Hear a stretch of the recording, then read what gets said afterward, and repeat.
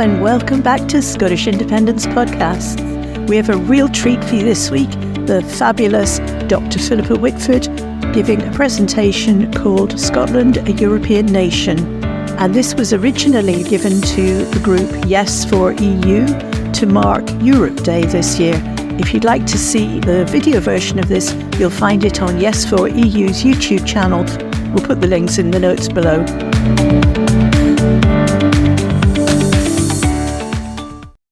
So Scotland, a European nation. Well, there's no question about Scotland being a European nation. Scotland's actually one of the oldest nations in Europe and has always had leanings towards continental Europe. Scotland traded with the Hanseatic League, and of course we have the old alliance with France. And we spent longer as an independent country dealing with our European neighbours than we've actually spent in the UK political union that we're in at the moment. And what I want to talk about a little bit, I've shared things in the past about why we would want to be in the EU. I think that's relatively obvious, most of them, but also a little bit about why the EU would want us. So that's very much the focus of the talk tonight. So the reasons for an independent Scotland to join the EU are actually relatively obvious. We've spent the last over 2 years debating the impact of Brexit, which actually keeps on getting worse. It's not something that's settling down. And the whole point of joining the EU, or in essence, rejoining the EU, is to try and reverse that damage. So things like removing some of the trade barriers that are impacting on our small businesses, reducing exports, hindering fishermen from exporting great Scottish seafood, and also impacting on the overall UK economy, with projections for the coming years of being among the poorest performers in both the G7 and the G20. And for us as individuals to get back what was one of the biggest benefits of being in the EU, which was freedom of movement. The narrative leading up to the Brexit referendum was all talking about freedom of movement as a bad thing. But actually what it allowed us to do was to study, live, love, and work in any one of 31 countries at that time, and would allow us to do that in any one of 30 non-UK countries if we go back in. Now, for me, a very important aspect to this is the fact that my husband's German. He spent his entire working career in our health service in Scotland, and I know how distressed he was at just having to apply for settled status, regardless of whether it was easy or difficult, got full status or provisional. The mere having to apply after 30 odd years in our health service was something he found distressing. Now, his mother was Polish and his father was German, and they had great difficulties in being allowed to marry or to settle together at the end of World War II. And my husband, long before this mess happened, used to say, basically, in one generation, he could marry who he loved and live where he liked. And that was something amazing. And in another generation, we're actually taking that away from our young people. So to me, the loss of freedom of movement is one of the most painful parts of Brexit. And of course, the flip side of our freedom of movement has been people's ability to come to the UK and to come to Scotland and live and work in our communities, just as he did working in the Scottish NHS. And so going back into Europe, regaining freedom of movement would help us with some of our particular workforce challenges in the NHS and social care, in agriculture, and particularly in hospitality. But also science and research. Scotland is very much a research nation, and being outside Horizon and losing some of our researchers who were EU citizens has had a major impact. With regards to the protection of rights, many of which were negotiated within the EU, we're constantly hearing threats here at Westminster that the UK government, the Conservative government, might withdraw from the European Convention on Human Rights. It's not even a part of the EU, but it's part of their general anti-Europe narrative. through things like the Working Time Directive, other workers' rights, health and safety, maternity and paternity rights, the plight and the quality of life of workers in the UK has been improved.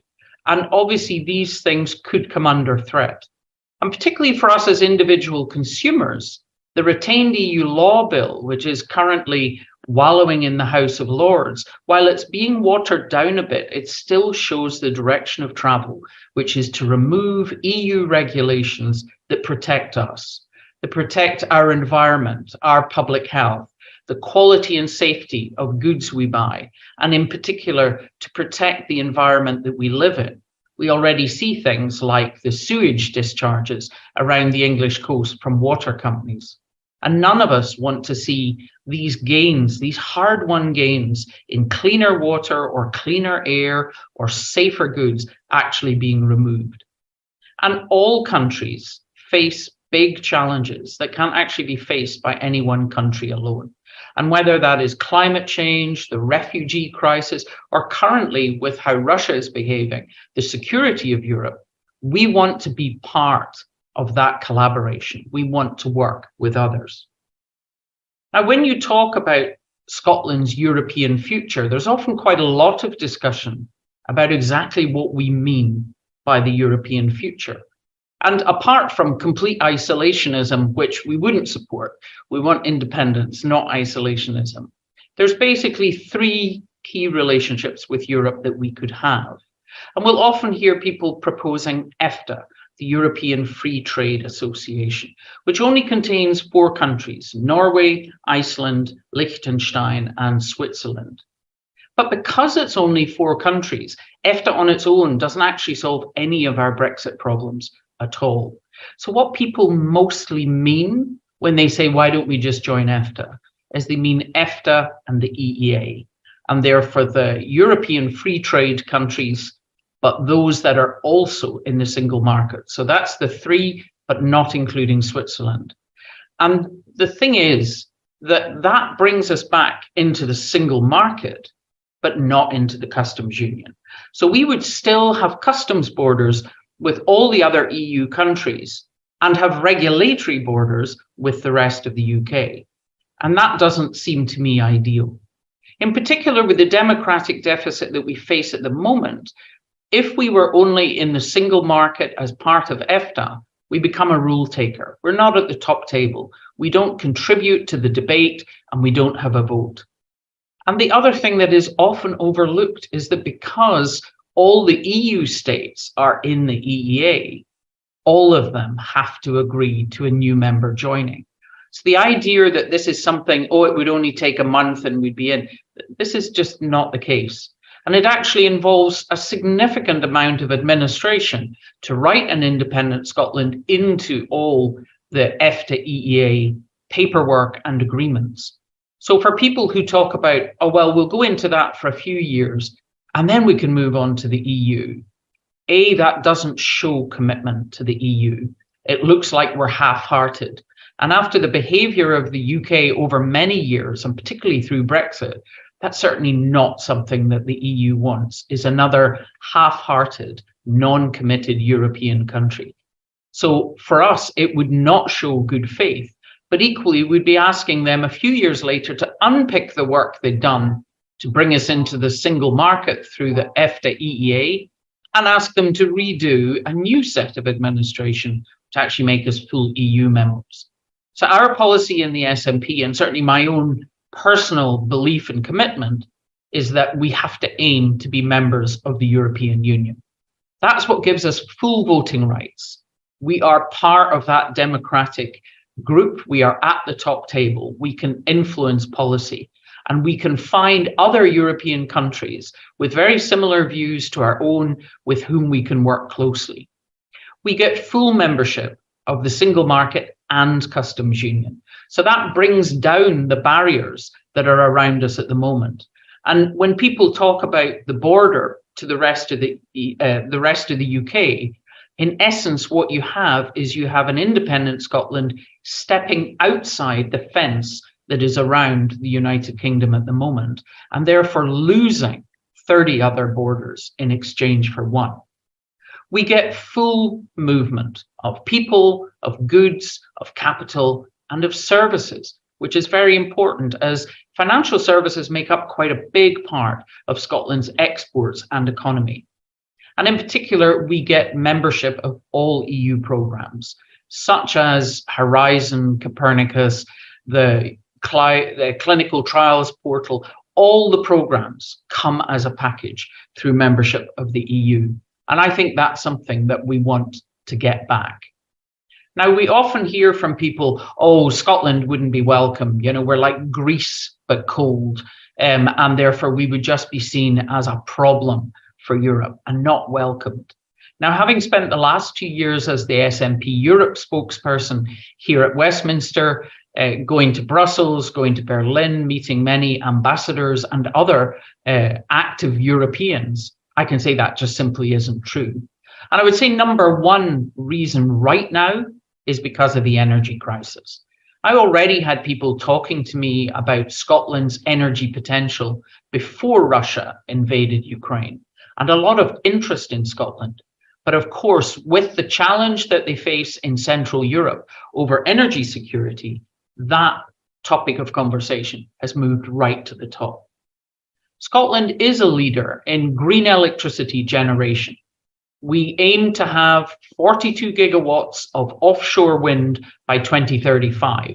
This is not necessary for Scotland's domestic use, although of course domestic use will increase as we have more electrification of cars and heating and other aspects like this. But this is envisaged to have excess green electricity, which we can export, as we already do, down to the rest of the UK. Scotland is a leader in floating offshore wind farms, having the first floating wind farms in production, and indeed also in tidal, having the first productive array in the Pentland Firth.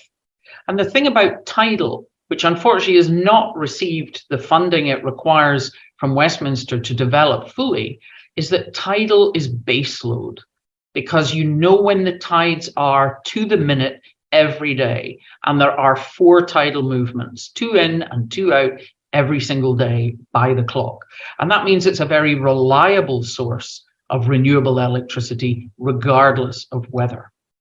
But we also have particular future potential. The first is to use that extra green electricity to produce green hydrogen. And what we see is, while we talk about the fact that we could put hydrogen into the domestic gas network, and indeed we could actually replace about 20% of the gas right now if we could produce enough of the hydrogen. But there are other ways to heat homes, such as heat pumps, etc. Whereas the areas where it's really difficult to replace fossil fuels is in heavy land transport, aviation, and heavy industry, whether you're talking about steel furnaces or other forms of smelting. And that's why there's so much interest in Central Europe in developing a hydrogen net, so that green hydrogen can be transported around from the parts of Europe, in particularly the north, Norway and Scotland, that have high wind speeds. Scotland has among the highest wind speeds in Europe, that can generate this extra electricity that can be used to make hydrogen. We hear a lot about Germany, who of course were dependent on Russian gas through Nord Stream, having to replace that. And I have certainly, in my role as chair of the German cross-party group, met with several delegations from some of the regional lands in Germany who have not just been visiting London in the last year and a half, but have also gone to Scotland. And Nord Rhine-Westphalia in West Germany, which is where the Ruhr area is, has already signed a memorandum of understanding with the Scottish government. Because Germany will not import pink hydrogen or blue hydrogen or any other color of hydrogen. They are committed to investing in the infrastructure and import of green, completely renewable hydrogen. And of course, the Ruhr area is a major heavy manufacturing area. So we actually have parts of Europe that are waiting for Scotland to be able to develop the hydrogen and to export it. And that is very much a Scottish government policy, but not particularly of interest here at Westminster, who see hydrogen production only as something for domestic use. We are aware that, of course, in the northeast of Scotland, we have the ACORN project for carbon capture and storage. And part of that is to basically capture the CO2 at source where you have heavy industry, to store it in some of the old gas fields in the North Sea. And part of that would be producing blue hydrogen, where it is produced with fossil fuels, but any CO2 is stored into the gas fields in the North Sea. This was one of the leading carbon capture projects, and indeed a promise in the 2014 election was that the ACORN project would receive funding. Here we are, basically 8 years on, and the first 4 carbon capture projects have been funded in England, none in Scotland, and certainly not the ACORN project. So we still don't have surety on the UK government actually funding that to go forward. But that is something where we have a large storage area within the old gas fields where you could be storing CO2 and therefore making a significant contribution to reducing the CO2 damage. Because even if all the nations actually achieved what they promised in getting to net zero, under the line of the curve is the CO2 you're going to go on emitting every single year until 2045 or 2050.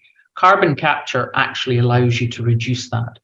And one of the innovations in Scotland is the biological capture of CO2.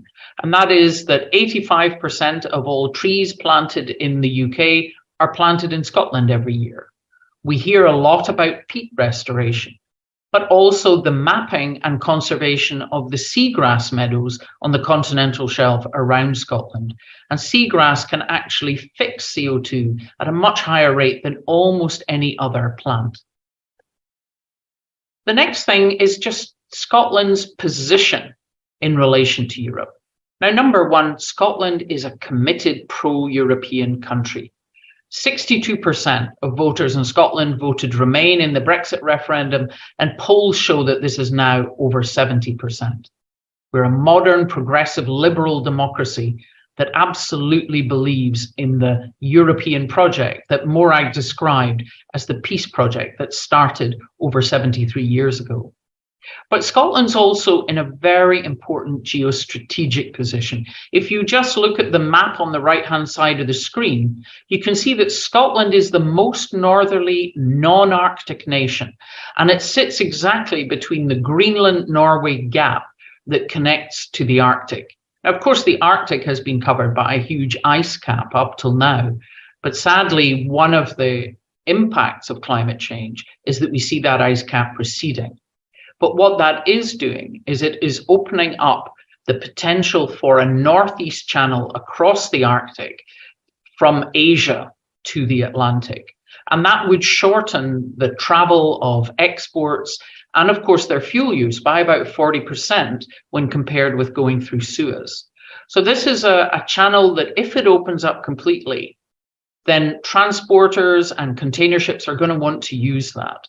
Russia will also be using it more and more to access the Atlantic, giving it major seaports with easy access. And Scotland is in a perfect position to work with its Nordic neighbours in both surveillance and patrol of this very important gap. Scotland is a leader in research and technology. We have 18 universities, which is the highest ratio per capita in Europe. And over 55% of our population have a tertiary qualification or degree. Scotland produces 12% of the UK's leading research, even though we're only 8.5% of the population. And with external independent review, 84% of those publications have been classed as world leading or internationally significant. We particularly lead in things like life sciences and biomedical sciences, and of course in things like games technology and digital development. And what many people don't know is that Scotland also has a burgeoning space industry. This is based on what's called low Earth orbit and Earth observation. So we're not landing people on the moon or on Mars, but Glasgow makes more small satellites than any other city in Europe. And these satellites are put into a polar orbit, i.e. they're going vertically and perpendicular to the equator, passing over both poles. And in essence, as they orbit, the Earth is turning underneath them. And so these satellites can be used whether with radar, high resolution imagery, or sensors to detect CO2 emission to study what's happening on our blue planet. So they can assess things like coastal erosion, emissions, desertification, land use, etc. And this information can actually make a major contribution to tackling the climate crisis that we're facing. While Glasgow is a producer of the small satellites, and we already have a couple of homegrown rocket companies for launch, Edinburgh is developing as a hub for the analysis of the downloaded space data. But all of this comes about because of our position in a high latitude and yet with mild weather because of the Gulf Stream. So we're a perfect position for launching these satellites. And this is a major source of external investment in Scotland going forward. Scotland was also the first to publish a sustainable space strategy. And we already have our rocket companies and launch companies looking at reusable vehicles, looking at ecological fuels. Because if we don't want space to turn into the same mess that we've made of parts of the Earth, we actually need to take action now. And Scotland's also a leader on well-being policies around the well-being economy and also around social justice. Most people in Scotland don't know that the Scottish government founded the Wellbeing Economy Governments Group back in 2018 with Iceland and New Zealand, have since been joined by Wales and Finland, with other countries considering joining. Basically, what we have, and you can see in many of the Scottish government policies, from the baby box through free tuition to free personal care, is that the well-being economy is not about just constant growth and eating the planet. It's about investment in our citizens to ensure their health and well-being, but also that they achieve their full potential, and therefore they actually contribute to both our society and our economy. And this becomes the foundation of both.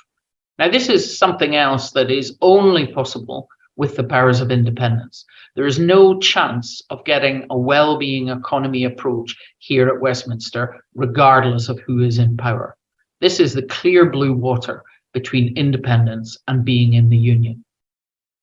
And with regards international development and climate justice, the Scottish government and Scotland carry this approach forward. They led in COP26, which of course was held in Glasgow, by being the first country to fund climate loss and damage. Now, the amount we can contribute may be small, but it set an example and actually dragged other countries to follow. And the same happened at COP27 in Egypt. Again, Scotland committed additional funding. And even major players who had been reluctant to contribute to a loss and damage fund actually came to the table. So even though we are a small country, we can be like Iceland and Finland and be leaders and innovators that actually influence other major nations. With our own international development, Scotland takes a very partnership approach, working in depth with countries like Malawi and Rwanda, rather than spreading small amounts of money widely and having very little impact. And in particular, Scotland aspires to a feminist foreign policy. This has already been drawn up, and it looks at international development and investment in developing countries through the lens of women and girls, but not just gender. Also equality policy in general. So looking at disabled people, looking at ethnic minorities to ensure that any investment in international development has the greatest uplift in potential for that country and all the citizens of that country. So how does Scotland get into the EU?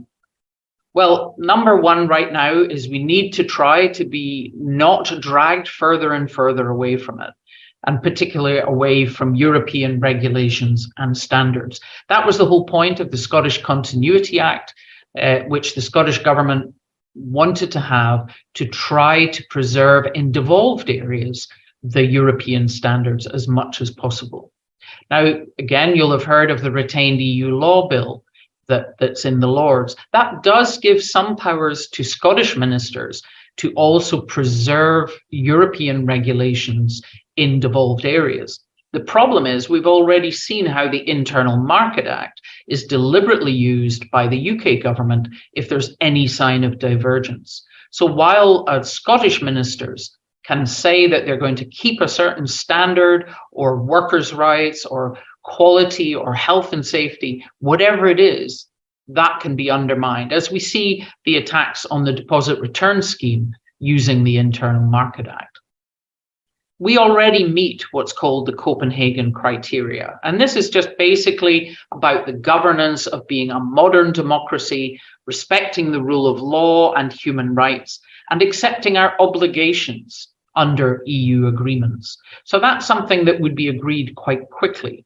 But obviously, we have to work through the process. There's no shortcut for Scotland. And we do need to plan for necessary institutions.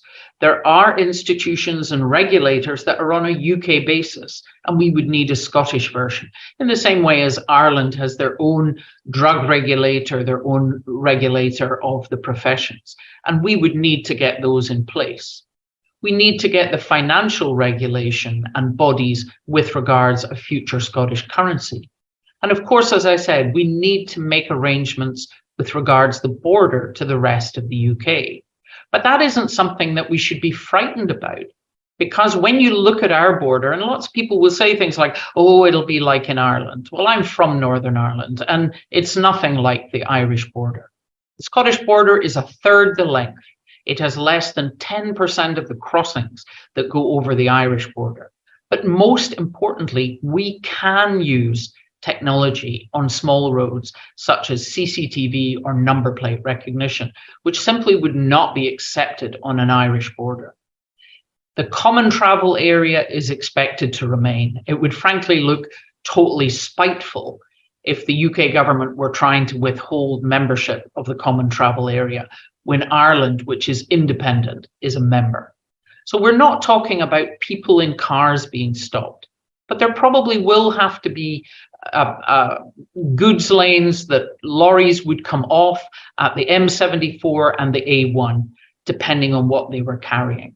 But there we would be able to use all the smart gates, all the pre-registration digital technology that simply, as I say, can't be used to solve the Irish border question. And we should also remember that actually many Scottish exports don't go in the back of a lorry anyway. Almost half of them are financial services, so they're digital. 9% of them are utilities, so things like gas, electricity, oil, they're in a pipeline. And even if you look at manufactured goods, over 60% of them actually go to Europe and the rest of the world, not to the rest of the UK. So an independent in Scotland, in Europe, would be looking to have an East Coast port with a direct connection to Europe. So in actual fact, the border is not as scary as people try to make out, but we do need to get ready for it. And we must recognize that rejoining the EU is a process. You're not out in the cold for years and then suddenly in. You're actually, once accepted as a candidate country, those candidate countries are actually supported by the EU with advice, with support, and actually with funding to help them prepare. And as the various rules and regulations of the EU are met, different aspects of EU membership and single market membership open up. And therefore, the closer we can stay to the EU before becoming independent, the easier a journey we'll have back in. And usually it's possible to arrange an association agreement that actually enhances that relationship during the transition back into the EU. And that's something that clearly all of us on this call are aspiring to. But it's quite clear this is absolutely only possible with independence. Now at Westminster, Labour are supporting Brexit virtually as much as the Tories. So there is no short-term option of the UK returning to the EU. I'm sure the EU wouldn't want the headache anyway after the last 7 years they've been through. But simply the landscape here at Westminster wouldn't allow it. So it's only through independence we can get back in. My experience of meeting EU diplomats and politicians is they're very well disposed to Scotland. They saw that map I showed you at the beginning with all of Scotland yellow because every local authority area had voted Remain. It is well recognised that Scotland didn't want to be dragged out of the EU, doesn't want to be where it is, and that we aspire to return. But it's our fight. They're not going to come here and campaign for independence for us. We need to win independence. And there's no shortcut or trick to gaining Scottish independence. You know, I will have people on Twitter or other things going, get independence now. Okay, if you have an idea of how we do that, then please tell me. I'd love to be independent and out of this place as soon as possible. But there's only one way that we will win independence for Scotland, and that is if we have the support of the majority of people in Scotland. People in Scotland need to want it. And we are the people who have to gain that support. And that's by listening respectfully to people's concerns, answering their questions, but also putting the benefits of independence, including getting back into Europe. And to me, it's quite simple. Independence simply boils down to having the power. Having the power to fix the problems we have, like poverty or drug deaths, where we simply don't control the levers that would allow us to take a different approach. But also to utilize our huge natural resources, our land, our large marine area, and our energy wealth for the benefit of our citizens, something we don't control. And in particular, to choose our future path and to choose to rejoin the EU. Thank you. Philippa, could you maybe talk a little bit about how useful you think the Scottish Government's paradiplomacy approach is, i.e. the offices in Copenhagen and other cities, arranging visits of EU countries' ambassadors and other activities? I think they're very important. We also have Scottish Development International. I mean, they're not just in Europe, but obviously they are part of these Scotland houses because it gives Scotland a profile in its own right. Many of them are in British embassies, not in Brussels. Brussels is separate. But it's having the teams there who know Scotland, know what our industrial strengths are, and can actually make those business arrangements. And if you look at things like foreign direct investment, we're second only to London. And that is because, contrary to what we've heard from the Foreign Office recently, we have Scottish ministers going out and selling Scotland's strengths and selling our exports, making deals, whether in Japan or Europe or elsewhere, to promote Scotland's strengths. So to me, actually, I'd like to see more of them. I'd like to see more of them in their own right, rather than just inside embassies. But actually, it's the team and the team's knowledge that actually does the job at the moment. So I think they're well worthwhile. What worries you most about the long path Scotland faces in returning to the EU? And what do you think we, as grassroots supporters, can do to address your concerns? I think my biggest concern is things like the retained EU law bill is Scotland being dragged further and further out of the orbit of the EU, more of our standards and regulations being reduced. And therefore, we have a bigger job to get back and meet the acquis, to meet the rules of the EU. I mean, at the moment, obviously, we haven't been dragged all that far from the point of view of standards, but equally, the EU is still moving forward and the UK isn't keeping up. So the longer a time it takes us to get back in, the more things we will need to do to realign with Europe. And so part of that is trying to protect, within the devolved areas at least, to protect the standards, regulations, quality, safety, etc., so that at least in those areas that we control, we are aligned with the EU. And as I say, that's very much something that was the whole point of the Continuity Act. And I think these are things that, as grassroots campaigners for both independence in Europe, we need to get people to understand that, when you say, oh, you can have a referendum in 20 years or whatever, we will have lost all of that. And we will already see generations who didn't know about the gains of Europe actually not sure what the relevance is. It's our generation who knows what we've lost, and therefore we need to work to make sure that we get it back for our young people and ourselves.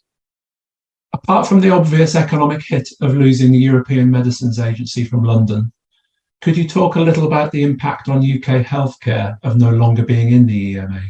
Oh gosh, that's a whole other talk.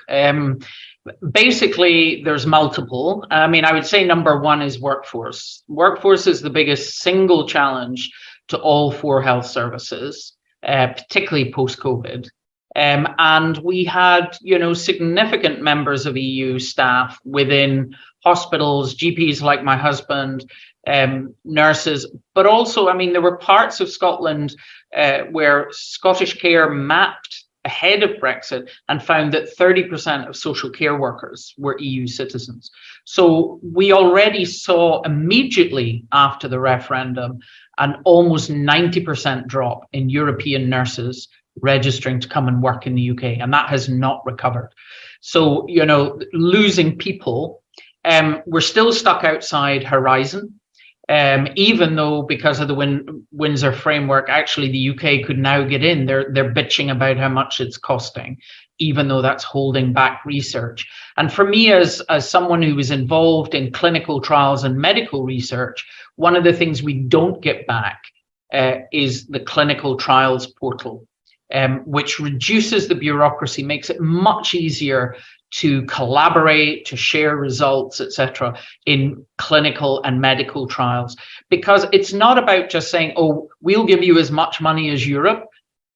High quality research is about collaboration and working together. And that's something that we're missing out. And the other thing is, because we're not in the EMA, and the EMA accelerated how quickly new drugs got to patients. And countries like Canada and Australia are between 6 months and 3 years behind the US and the EU, because they are 2 huge markets, is, future trials are always current best practice versus the new drug. Well, if we're not even using current best practice because it's not been fully released here, we are also going to drift further and further back in research. And what we've seen is the UK drug licensing, has licensed far fewer drugs than the EMA. So it really is holding things back. They were very well recognized. They did about 1/3 of the assessments for the EMA, because many countries still have their own system that contributes collaboratively to the European Medicines Agency. But now they have to do everything. And they have to do all of the pharmacovigilance on side effects, etc. And yet they've had their budget cut by the UK government. So they're being asked to do much, much more with less. And of course, they're having to duplicate what the EMA do. And there'll be many drug companies, and this is the reason for the delay, is they'll go, well, am I going to, go through the cost and time of registering my new drug to get access to 60 million, or will I crack on and get access to 450 million? Well, the decision is obvious. So the UK is going to tend, going forward, to get access to new drugs, new cancer drugs, at a slower rate than Europe. There's a question here from Marlene Halliday. She says, do you have any thoughts on the disparity between Scots support for EU, say about 70%, and support for independence about 50%? And I'd like to add to that, do you think that those who talk about joining EFTA, that it's just a cover for people who actually don't want EU membership at all, and may even be Brexiters? No, I don't think so. I think people who talk about EFTA, it's more they think it's a shortcut. and it's easy and it's quick. And as I tried to bring out without kind of going too much into detail, it's not. It's a destination in itself. The EFTA countries would welcome Scotland, but not if we tell them that, no, we're only coming to perch here for a little while and use you to get into the EU. So no, I don't think it's people who are Brexiteers. It is sometimes it's people who just want to have a different view from the SNP, but it's also people who think somehow it's just quick and easy. And the problem is we would then be caught between the customs barriers to the EU. So our fishing industry, farmers, etc., would still be caught up. People who manufacture using non-UK raw materials would still be caught up with rules of our origin. If it's more than 50% that's non-UK, you have to pay tariffs. So we'd still have quite a lot of the barriers, and we'd have the regulatory barriers to the rest of the UK. So to me, it's being in the EU, we exchange one border to the rest of the UK with having no borders to anywhere else. And to me, that seems the best deal, even just on the basic level for trade. With regard to the disparity, is obviously we know in Scotland, the Scottish Conservatives under Davidson were against Brexit, but of course they were also against independence. So people, in the past were thinking, well, which union do we value? Well, I know from being down here for 8 years, we're not at the top table here. We have very little ability to influence anything here. And if you look at the things that Europe can do to us, it's actually very limited. Whereas here, Westminster pulls a lot of the levers and strings that we don't agree with. So we get a lot of policies enforced on us, and that's not what you get with the EU. They couldn't park nuclear weapons in Scotland. They couldn't actually cut benefits or create the austerity that we've had from down here. They're not the ones who have mismanaged the economy, as we saw last autumn under the Tories. These are things that happen in the UK. So to me, what we need to gauge is, of that 20% who support the EU but not independence, those are people that we need to reach out to and speak to. We need to get them to understand, if they really are serious about getting back into the EU, we can only do that as an independent nation. And obviously that's what we need to gauge, is just how strong is their desire to get back into the EU. Now, we already know that under 50s, the majority support independence. And we also know that over 80% of younger people want back in the EU. So the more you're looking at younger and younger age groups, the more those two things actually align. Would you be able to comment on the damage that Brexit has done to disabled people, especially people with mental health problems, and the additional damage that is coming down the track if the Tories and the Tory impersonating Labour Party continue on their current path of eroding rights and damaging health services, which has an impact here due to loss of revenue via Barnett consequentials? Yeah, I mean, obviously the Scottish government are struggling at the moment because the Scottish budget is not protected from inflation, and therefore in essence has taken the equivalent of a 10% cut. So it makes maintaining our key budgets really challenging and maintaining our key policies really challenging. And obviously that then affects anybody who depends on a public service, whether it's disability or illness. What we have seen, maybe not so much to do with Brexit and more to do with austerity, which we've had since 2010 when the Tories came in, is basically this kind of othering of people, workers and shirkers, the kind of strivers and skivers, and talking about people with either chronic illness or disability as if they're all just pretending. We see that in their disability assessments, work capability assessments, how aggressive many of them are. And if you go back to the Welfare Acts of 2012 and 2016, disabled people in both of those took an absolutely major hit.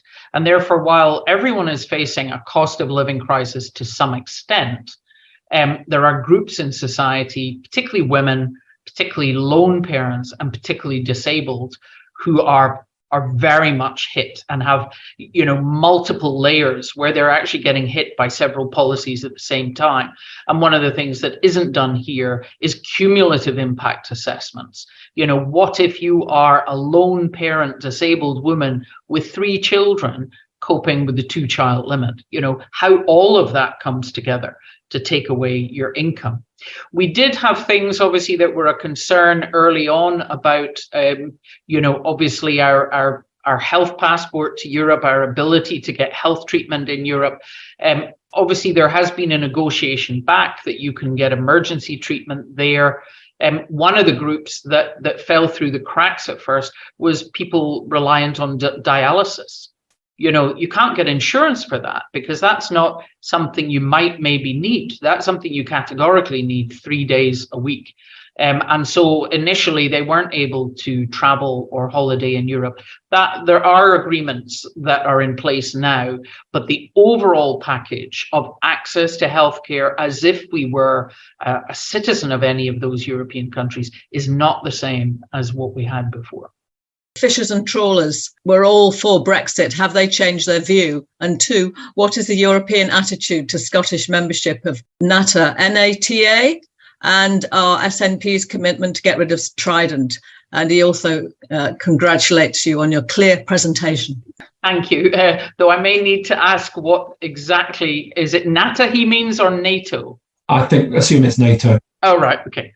Right. Well, with regards the fishermen, they didn't all support Brexit. The fishermen in the northeast, the vast majority did, and the Scottish Fishermen's Federation, under its former leadership, there's been a change of leadership, very much was going on and on about the sea of opportunity, etc.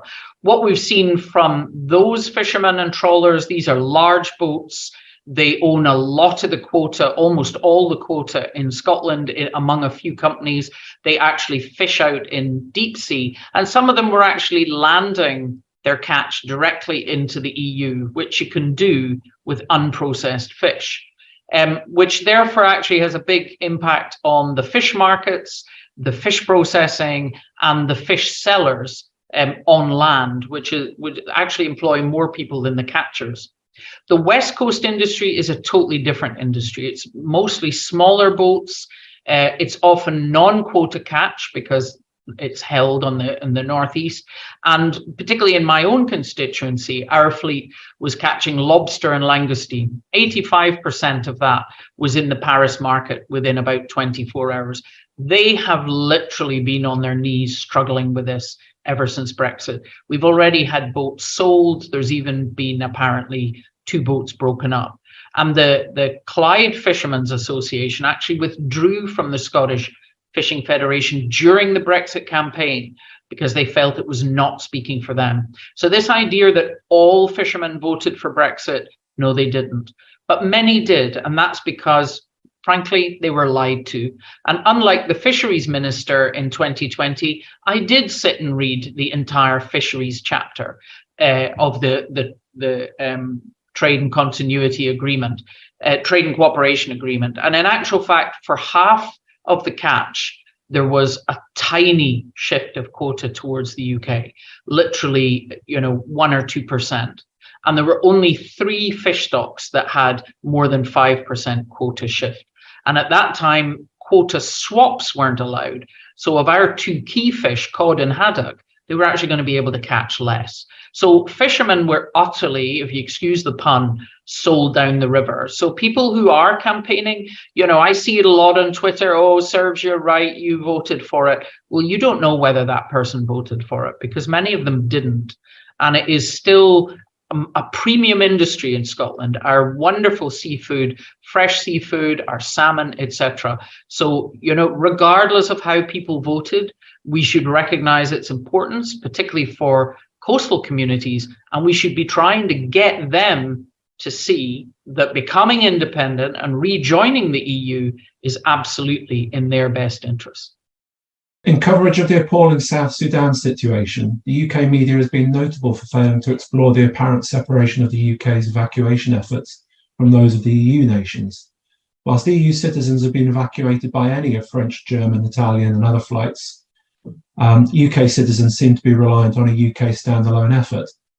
Given the UK had much to offer a joint evacuation, for example, Akrotiri or warships in the region, why has there been zero discussion of the impact of global Britain acting alone instead of cooperating with our neighbours? I think kind of lack of discussion is that the fora within our media now don't really lend to that, and certainly here in Parliament don't really lend to that. But it's absolutely right. One of the pitches in 2014 was, the broad shoulders of the embassy network across the world, consulate support, etc. But we saw both in Afghanistan and Sudan that actually the embassies were evacuated very quickly. And then MPs who were trying to get constituents out were just being told there's no information, we can't tell you anything, because there was no longer a source of information on the ground. Whereas if you are an EU citizen, you can go to the embassy or consul of any other EU state, and they will help look after you, not just in a crisis like Sudan, but also if you're away on holiday somewhere and you get into difficulties. Any EU citizen can go. And of course, we've left that network, which means that people are utterly reliant. And what we saw was the huge delay in the UK actually attempting to evacuate British citizens at all, and also the terrible way that Sudanese citizens who live here in the UK, some of them doctors in our NHS, have struggled to actually get recognition and get evacuation back. So I don't think either the Afghanistan evacuation or the Sudanese evacuation have covered the UK in glory. As you say, they do have resources. They could have been a major contributor instead of actually just simply detaching themselves. The UK is cooperating with EU nations over the Russian invasion of Ukraine. So they could set aside some of their ideology and arrange to do that in situations like Sudan, Afghanistan, and other similar situations which will emerge in the future. It's not that there's a shortcut for us. We are outside the EU, but this idea that we are just going cap in hand with nothing positive to offer is something that we should be combating all the time and talking about Scotland's strengths and what we can actually bring to the European table. So thanks again very much, Philippa, especially after a busy day at Westminster and you're stuck down in London. So we really appreciate it. So thank you. I hope you enjoyed that event as much as we did. We're very grateful to Yes for EU for letting us share the audio from their event. And if you have an undecided friend or someone who keeps saying, but what about EFTA? This would be the perfect podcast to share with them. We'll be back again on Friday with another episode of Scottish Independence Podcasts. So thanks for listening, everybody, and we'll catch you later. Bye now.